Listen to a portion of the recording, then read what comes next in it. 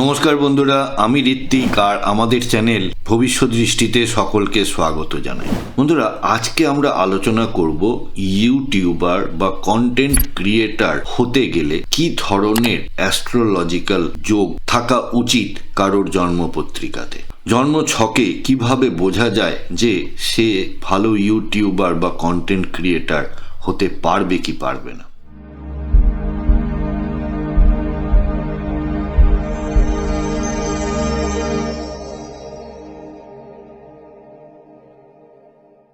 বন্ধুরা, আপনারা যারা আমার চ্যানেলটি অলরেডি সাবস্ক্রাইব করেছেন তাদেরকে জানাই আমার অসংখ্য ধন্যবাদ ও কৃতজ্ঞতা। যারা এখনো সাবস্ক্রাইব করেননি তাদের কাছে আমার বিনীত আবেদন, চ্যানেলটি সাবস্ক্রাইব করুন এবং পাশে থাকুন। বন্ধুরা, আজকে অনেকেই ইউটিউব চ্যানেল খুলছে এবং ফেসবুকে দীর্ঘক্ষণ সময় কাটাচ্ছে, বিভিন্নভাবে কন্টেন্ট তৈরি করার চেষ্টা করছে, কিন্তু সবাই কি সফল হচ্ছে? আপনি এদের মধ্যে একটা মরিয়া ভাবও লক্ষ্য করবেন। They can go to any extent. কিছু লাইক, কিছু ভালো ভিউ পাওয়ার জন্য কত কন্টেন্ট ক্রিয়েটার বিভিন্নভাবে রিস্ক নিচ্ছেন, কিন্তু তারপরেও সবাই কি সেমভাবে ফেমাস হতে পারছেন? কেউ অল্প সময় ভাইরাল হচ্ছে, কেউ বছরের পর বছর কন্টেন্ট দিয়েও পারছে না। তাহলে যারা পারছে না তাদের কি কোথাও খামতি আছে? না, অ্যাকচুয়ালি সব কাজ কিন্তু সবার জন্য নয়। এটা বলতে পারেন যে ঈশ্বরের সেই ইচ্ছা নয় যে সব কাজ সবাই করুক, তাই সবার জন্মছকে একই ধরনের যোগ থাকে না। তাহলে আমরা দেখে নিই জন্মছকে কোন ঘর এবং গ্রহ ইউটিউবের জন্য। আমি এখানে ইউটিউব বলছি, কিন্তু ব্যাপারটা সোশ্যাল মিডিয়া, সুতরাং আপনারা ওটাকে সোশ্যাল মিডিয়া অ্যাজ সাচ ধরবেন। আমাদের এখানে না হয় টিকটক আগে চলতো, এখন চলে না, অন্য জায়গায় অন্য দেশে তো চলছে। সো ফেসবুক আছে, ইউটিউব আছে, ইনস্টাগ্রাম আছে, আরও অনেক সোশ্যাল মিডিয়া আছে। তো আমি অ্যাজ এ হোল সোশ্যাল মিডিয়ার কন্টেন্ট ক্রিয়েটারদের বলছি, আমরা দেখব যে কারা ফুল টাইম কন্টেন্ট ক্রিয়েটার হতে পারে আর কারা পার্ট টাইমে ভালো কাজ করবে। তাহলে এবার জ্যোতিষ ভিত্তিক ব্যাখ্যাতে আমরা চলে আসি। ভালো কন্টেন্ট ক্রিয়েটার হতে গেলে খুব ভালো কমিউনিকেশন স্কিল লাগে, অর্থাৎ আপনি যেটা ভাবছেন, আপনি যেটা দেখাতে চাইছেন সেটা সঠিকভাবে অডিয়েন্সের কাছে পৌঁছাতে হবে। আপনার মধ্যে ক্রিয়েটিভিটি থাকতে হবে, মাস অডিয়েন্সের কাছে পৌঁছানোর একটা প্রচেষ্টা আমরা করি। এবং ডিজিটাল প্ল্যাটফর্ম হচ্ছে আর এক রকমের প্ল্যাটফর্ম যেটা কিছু স্পেসিফিক গ্রহ বা কিছু স্পেসিফিক ঘর সাপোর্ট করে।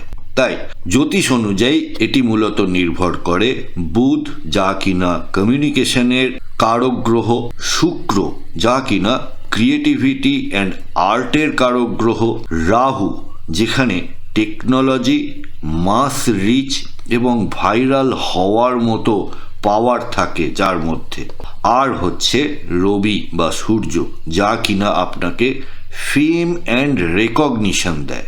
তাহলে এই চারটে মূল গ্রহের প্রয়োজন আছে শুভভাবে অবস্থান করার আপনার জন্মছকে। এবার দেখে নিই কম্বিনেশনগুলো, যে বুধ ও শুক্র যদি শক্তিশালী হয় তাহলে সুন্দরভাবে কথা বলার ক্ষমতা থাকে, গল্প বলা, শেখানো বা প্রেজেন্টেশন স্কিল থাকে। আপনারা খেয়াল করবেন যে কিছু কন্টেন্ট ক্রিয়েটার আছেন যারা কিন্তু বেশ জ্ঞানী, যে সাবজেক্ট নিয়ে উনি কথা বলছেন তার জ্ঞান আছে, কিন্তু এই যে গল্পের মাধ্যমে বলা, স্টোরি টেলিং যে ব্যাপারটা, এইটা সবার মধ্যে থাকে না। সুতরাং গুছিয়ে সুন্দর করে অ্যাট্রাকটিভ ওয়েতে যে প্রেজেন্ট করা, সেইটা বুধ এবং শুক্রের সংযোগেই হয়। এডুকেশন, অ্যাস্ট্রোলজি, কোচিং, ব্লগিং এগুলিতে সাফল্য পেয়ে থাকে এই সংযোগ।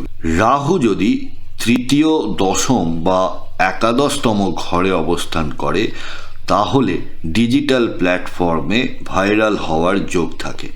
অচেনা মানুষের কাছে সহজেই এনারা পৌঁছে যান। ইউটিউব, ইনস্টাগ্রাম, শর্টস এ দ্রুত গ্রোথ প্যাটার্ন লক্ষ্য করা যায়। আর রয়েছে সূর্য এবং বুধের বুধাদিত্য যোগ, যা কিনা নিজের কথা স্পষ্টভাবে প্রকাশ করা, অথরিটি ও পার্সোনাল ব্র্যান্ড তৈরি। এই যে ব্র্যান্ড ব্যাপারটা, আজকে কত বড় বড় ইউটিউবার রয়েছে, তারা প্রতিদিন লক্ষ লক্ষ টাকা রোজগার করছেন, কিন্তু তাদেরকেও এই পার্সোনাল ব্র্যান্ডটা তৈরি করতে হয়েছে, তাদেরকে একটা অথরিটেটিভ জায়গায় পৌঁছাতে হয়েছে। চন্দ্রকে শক্তিশালী ও দুষ্ট মুক্ত হতে হয় কেন না, অডিয়েন্সের সঙ্গে ইমোশনাল কানেকশন তৈরি করতে হয়, সাবস্ক্রাইবারদের প্রতি লয়্যালটি দেখাতে হয়, অর্থাৎ তারা যে ঘন্টার পর ঘন্টা আপনার কথাগুলি শোনেন, সেক্ষেত্রে তাদের প্রতিও আপনাদের কিছু দায়বদ্ধতা থাকে।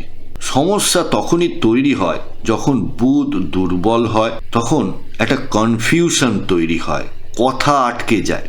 এই যে আমাদের চারপাশে কিছু মানুষকে দেখি না, যে একটু তোতলাভাবে কথা বলেন, কোনো কিছু গুরুত্বপূর্ণ প্রশ্ন করলে হঠাৎ থমকে যান, তোতলা হয়ে যান। তো এগুলি হলো নেগেটিভ বুধের প্রভাব। শুক্র বা ভেনাস যদি দুর্বল হয়, তাহলে কন্টেন্টের মধ্যে আকর্ষণ থাকে না। এই যে আমরা দেখি যে হয়তো ভিউজ আছে কিন্তু ওয়াচ টাইম বাড়ছে না, তার মানে কি, লোকে আসছে, আপনার কন্টেন্টটা দেখছে, কিন্তু বেশিক্ষণ টিকে থাকছে না। রাহু যদি অত্যধিক দুষ্ট হয়, তাহলে হঠাৎ ভাইরাল, হঠাৎ পতন। অর্থাৎ আমি এখানে জাস্ট এক্সাম্পল হিসেবে নামগুলো নিচ্ছি, কাউকে ছোট করার বা খাটো করার জন্য কিন্তু নয়, ঠিক আছে? তো এই যে আমরা দেখলাম এই কাঁচা বাদাম গানওয়ালা ভুবন বাদ্যকর, তারপরে আমরা এক মহিলা গায়িকাকেও দেখলাম, রানাঘাট স্টেশনের প্ল্যাটফর্ম থেকে উঠে তিনি অনেক ভাইরাল হলেন, কিন্তু তাদের এই খ্যাতিটা তারা কি ধরে রাখতে পারলেন? তাহলে খ্যাতি যেমন পেতে হবে, সেরকম তাকে ধরেও রাখতে হবে। এবার আমরা হাউস ওয়াইজ একটা বিশ্লেষণ করি। যেমন তৃতীয় ঘর থেকে আমরা পাই মিডিয়া ও স্কিল। থার্ড হাউস যদি শক্তিশালী হয়, তাহলে ভিডিও, ভয়েস, এডিটিং স্কিল ভালো হয়। ইউটিউবার হওয়ার কিন্তু এটা অন্যতম প্রধান ঘর। পঞ্চম ঘর হলো ক্রিয়েটিভিটি, অর্থাৎ আপনারা যে আউট অফ দ্য বক্স কিছু ভাবছেন, যে কন্টেন্ট আইডিয়া, যে story telling, way of presenting, এগুলি কিন্তু এই ফিফথ হাউস থেকেই আসে। এখান থেকেই শর্টস, রিলস, স্ক্রিপ্টিং তৈরি হয়। দশম ঘর হলো আপনার পেশা। দশম ঘর থেকে আমরা পাই যে ইউটিউবকে যদি ফুল টাইম কেরিয়ার বানাতে হয়, সেক্ষেত্রে আপনার এই দশম ঘরে বা 10th হাউসের সাপোর্ট থাকতে হবে, সোশ্যাল রেকগনিশন থাকতে হবে। 11তম ঘর ফলোয়ার ও ইনকাম। 11তম ঘরকে আমরা সাকসেস হিসেবে দেখি। তো সাবস্ক্রাইবার গ্রোথ দেখা হয় এখান থেকে, অ্যাডসেন্স বা ব্র্যান্ড ডিল আপনারা এখান থেকেই লাভ করে থাকেন। আর 12তম ঘর হলো অনলাইন দুনিয়া।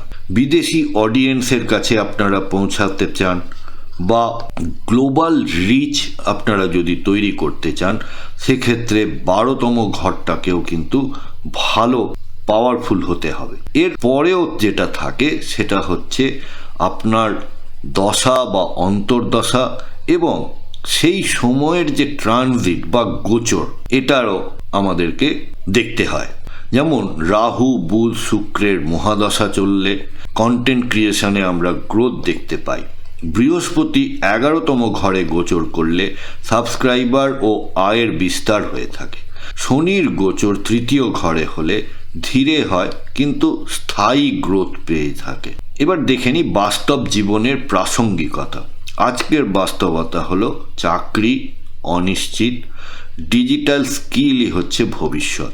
একজন ব্যক্তি নিজেই একটি মিডিয়া হাউস, কারণ এখন আপনাকে সেই রেকর্ডিং স্টুডিওয় গিয়ে রেকর্ড করতে হয় না, বাড়িতে একটা মোটামুটি মাইক্রোফোন, সাধারণ একটা ক্যামেরা, একটা ট্রাইপড হলেই কিন্তু আপনার স্টুডিও রেডি। তো জ্যোতিষ অনুযায়ী যাদের তৃতীয়, পঞ্চম এবং 11তম ঘর শক্তিশালী, যারা ভবিষ্যতের কন্টেন্ট লিডার। আমরা ইউটিউবকে শুধু বিনোদন হিসেবেই দেখি না, ইউটিউব থেকে অনেক কিছু শেখার আছে। আমরা যখনই কোথাও আটকে যাই, তখন গিয়ে ইউটিউবের সাহায্য নিই। তাহলে শুধু যে বিনোদনের জন্য এটি রয়েছে তা কিন্তু নয়, এটি একটি পেশা, এটি একটি পার্সোনাল ব্র্যান্ড, এটি একটি ডিজিটাল অ্যাসেট। এবার আপনাদের কিছু টোটকা বা পরামর্শ, যেমন বুধ দুর্বল যদি হয় তাহলে আপনি নিজের মেমোরির ওপরে ভরসা না করে সামনে স্ক্রিপ্ট রাখুন, সেটা দেখে বা পজ নিয়ে নিয়ে দু লাইন করে দেখে দেখে বলুন। রাহু শক্তিশালী হলে ট্রেন্ড এবং শর্টস ইউজ করুন। শুক্র শক্তিশালী হলে ভিজুয়াল এবং থাম্বনেলের ওপরে গুরুত্ব দিন। আর যদি প্রতিকার চান সেক্ষেত্রে বুধবার সবুজ জিনিস দান করুন, বুধের মন্ত্র জপ করুন। শুক্রবার সাদা মিষ্টি আপনারা দান করতে পারেন। শনিবার ডিজিটাল আসক্তি নিয়ন্ত্রণ, অর্থাৎ রাহুকে ব্যালেন্স করতে হবে। আর কখনোই ভুল রত্ন ধারণ করবেন না।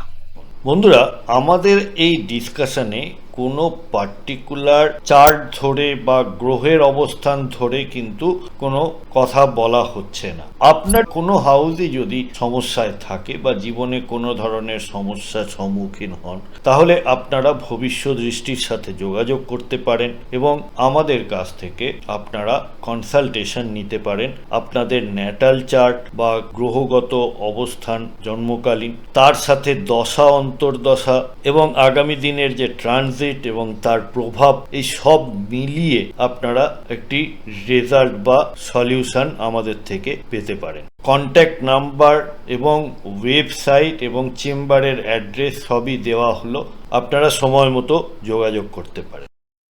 তাহলে বন্ধুরা, শেষ করার আগে আরেকবার, সবাই কিন্তু ইউটিউবার হতে পারে যদি কিনা তাদের গ্রহগত এবং ভাবগত সাপোর্ট থাকে, কিন্তু সবাই সফল কন্টেন্ট ক্রিয়েটর হয় না, কারণ তাদের এই সাপোর্টগুলো নেই।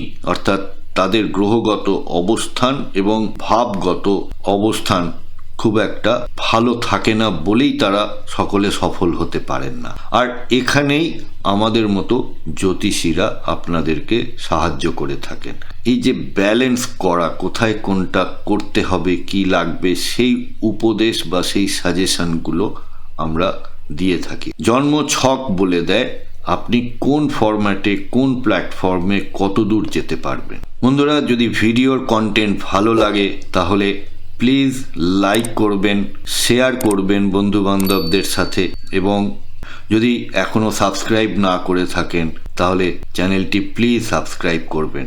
আর এই ধরনের কন্টেন্ট আরও দেখতে চাইলে কমেন্ট বক্সে প্লিজ আমাকে লিখে জানাবেন। অনেক ধন্যবাদ।